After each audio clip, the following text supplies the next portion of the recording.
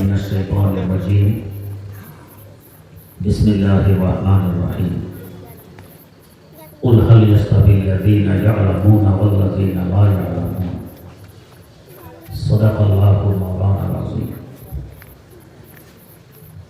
মার্কাজুল ফিকহ ইসলামী বালিকা শাখার উদ্যোগে আজকের এই সমাবেশ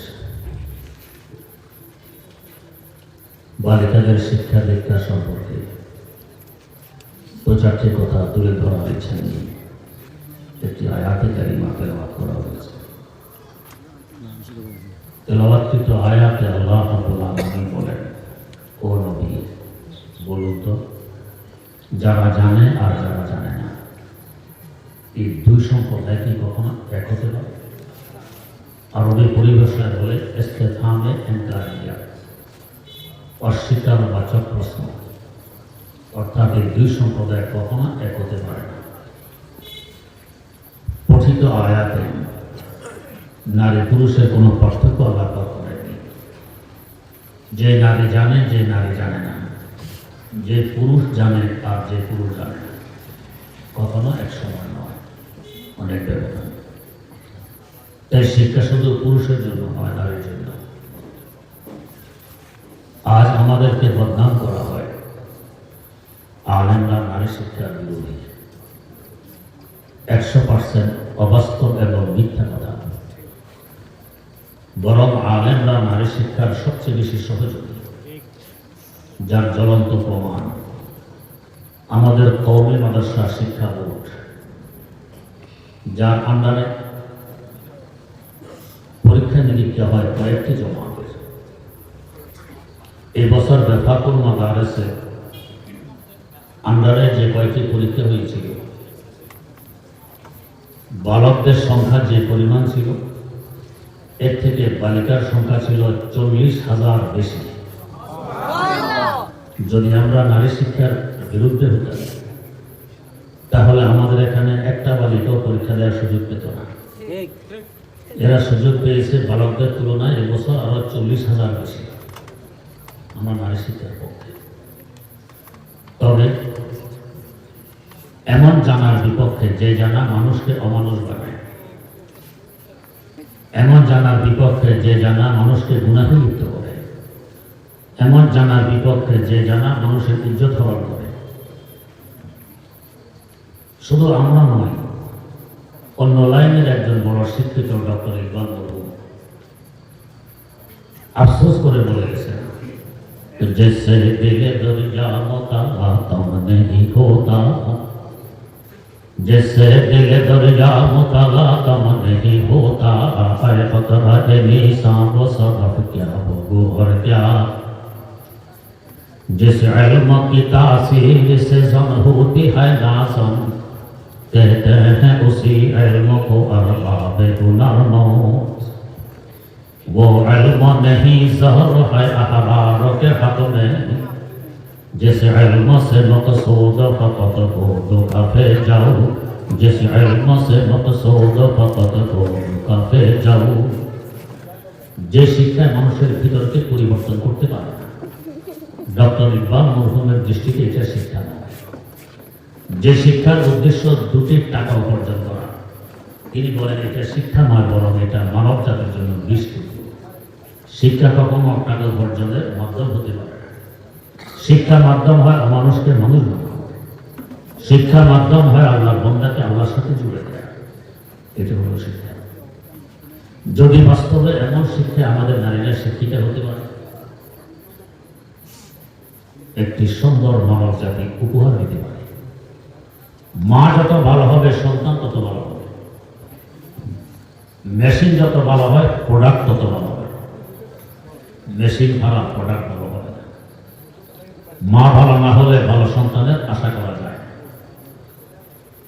একটি ঘটনা বলে শেষ করছি। হাকিমুল ইসলাম আল্লামা কারি তৈয়ব সাহেব রাহিমাহুল্লাহ তাআলা লিখেন, আফগানিস্তানে একজন আল্লাহওয়ালা পরহেজগার বাদশা ছিলেন। নাম ছিল ইয়ার মোহাম্মদ খান, দিনদার বাদশা। একদিন চেহারা মলিন, খুব চিন্তিত, অস্থির পেরেশান হয়ে তিনি ঘরে ঢুকলেন। স্ত্রীর কারণ জিজ্ঞেস করলেন। বাদশাহ জবাব দিলেন, সংবাদ এসেছে অমুক বাদশাহ আমার দেশ আক্রমণ করে বসেছে। ও জিতবে কিংবা আমি জিতবো এটা পরের কথা। যুদ্ধ সংঘটিত হলে দেশের ক্ষতি হয়, দশের ক্ষতি হয়, সম্পদের ক্ষতি হয়, তাই আমি চিন্তিত। স্ত্রী বললেন, প্রতিকার কি করেছেন? বাদশাহ জবাব দিলেন, তোমার অমুক ছেলেকে চিফ অফ কমান্ডার বানাই, আমিরুল মুজাহিদিন বানাই, একদল মুজাহিদ সাথে দিয়ে প্রতিহত করার জন্য পাঠিয়ে দিয়েছি। স্ত্রী বললেন, আপনি নিশ্চিন্ত থাকুন, আপনার ছেলে জয়যুক্ত হবে, শত্রু পরাজিত হবে। বাদশাহ ভাবলেন, স্ত্রী আমাকে সান্ত্বনা দেয়। এভাবে স্বামীরা কোনো অস্থিরতায় ভুগলে, পেরেশান হলে স্ত্রীদের জন্য স্বামীকে সান্ত্বনা দেওয়ার সুন্নত।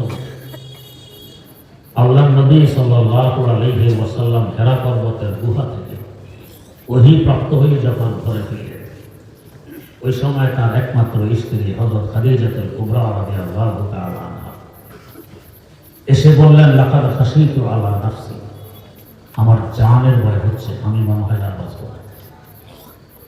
হযরত খাদিজাতুল কুবরা রাদিয়াল্লাহু আনহা তখন তার একমাত্র স্ত্রী।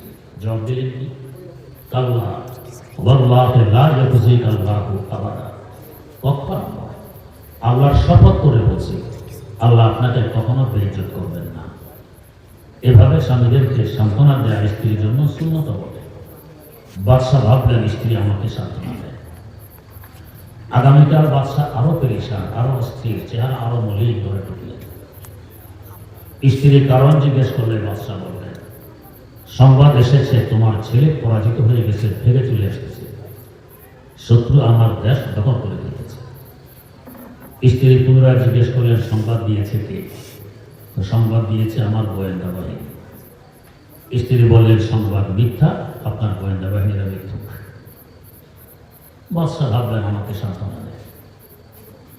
তৃতীয় দিন বাদশাহ গড়ে ঢুকলেন, খুব হাসি খুশি, হাস্যাস বাস্যাস প্রস্ফুটিত চেহারা নিয়ে গড়ে ঢুকলেন।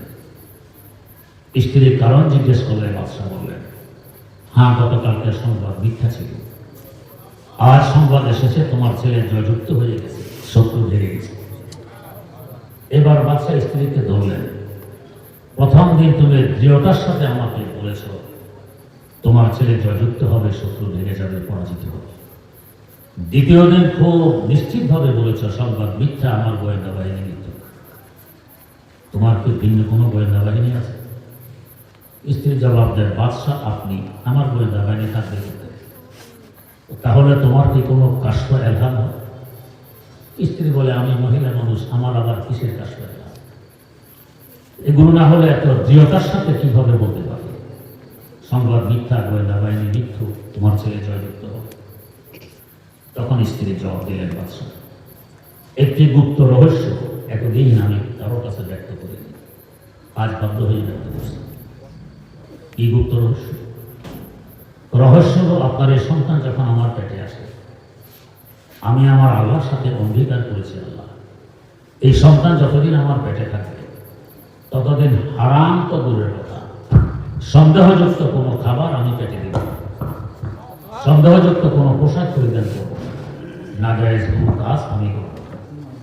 এই সন্তান দীর্ঘ 9 মাস আমার পেটে ছিল, আমি 9 মাস সতর্ক ছিলাম, হারাম তো দূরের কথা, সন্দেহযুক্ত কোনো লোকমা আমি পেটে দিই, সন্দেহযুক্ত কোনো পোশাক পরিধান করি, নাজায়েজ কোনো কাজে আমি লিপ্ত হই। এরপর যখন এই সন্তান জন্মলাভ করে, ভূমিষ্ঠ হয়, এখন আমার স্তনের দুধ পান করে সন্তান বেড়ে উঠবে। দুধ থেকে আসবে? আমার খাবার থেকে।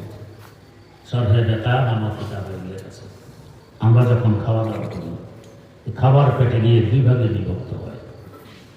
যে ভাগ অকেজ মলমুক্ত হয়ে আগামীকাল বেরিয়ে আসে, কাজের ভাগ ভিতরে থেকে যায়, যা রক্তে পরিণত হয়।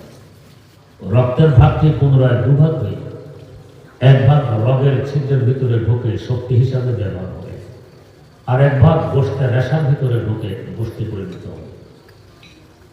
যদি সন্তান জন্ম নেয়, স্তনে দুধের প্রয়োজন হবে, তো যে ভাগটি রগের ছিদ্রে ঢুকবে ওই ভাগটি আবার 2 ভাগে বিভক্ত হয়ে এক ভাগ রগের ছিদ্রে থেকে যায় শক্তি হিসাবে ব্যবহার হওয়ার জন্য, আর এক ভাগ দুধ হয়ে মায়ের স্তরে আসে। ওই দুধ শোষণ করে সন্তান জীবন ধারণ করে। এই জন্য দেখা গেছে পিতার তুলনায় মাতা